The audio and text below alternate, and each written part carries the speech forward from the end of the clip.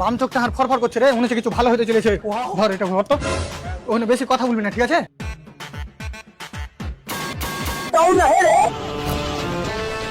My name is গুরু। কি বলছিস বল। Hello sir, আমি পাইপ ইন্স্যুরেন্স থেকে এমআরবি বলছি। পাইপ ইন্স্যুরেন্স না, লাইফ ইন্স্যুরেন্স। আরে হইলো তুমি যে হাত থেকে বেশি জানিস, কানে নিচে দেবো এখানে। হ্যালো স্যার, আমি পাইপ ইন্স্যুরেন্স, হ্যালো স্যার, আমি লাইফ ইন্স্যুরেন্স থেকে এমআরবি বলছি। আপনি লাইফ ইন্স্যুরেন্স করে নিন। ফায়দা বল ফায়দা। আরে স্যার, এটার প্রচুর ফায়দা, আপনি মরলেই টাকা পাবেন। ঠিক আছে আজ তাহলে যা, যেদিন আমি মরবো সেদিন তো ওটাকে নিবো। ফোন দে তো। আরে বাড়া, তুই মরলে আমাকে ডাকবে কি করে বে? তো আমি মরে গেলে আমি টাকা পাবো কি করে বে? আরে স্যার, আপনার পরিবার পাবে। ওকে।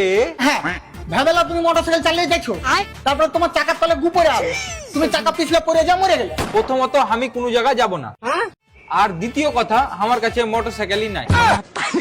হাতটা ধর তো। আরে স্যার, ভেবেলা তুমি তোমার বন্ধুর বাইক নিয়ে যাচ্ছো। ও বালের কথা, আর বন্ধু তো এমনিতে দিবে না, ওর সাথে আমার ঝগড়া হয়ে আছে।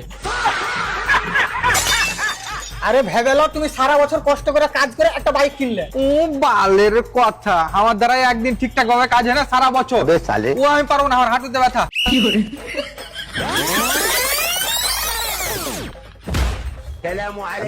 আরে তুই কোনোদিনই মরবি না নাকি? হ্যাঁ মরবো।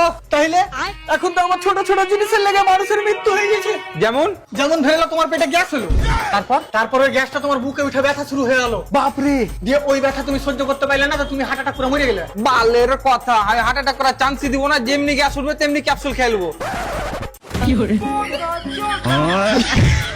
না, ইন্স্যুরেন্স ফিন্সুরেন্স করে আর খেতে পাওয়া যাবে না, এ দোকান বন্ধ হয়ে যাবে। তাহলে আই কার্ড টানলে চল এখান থেকে।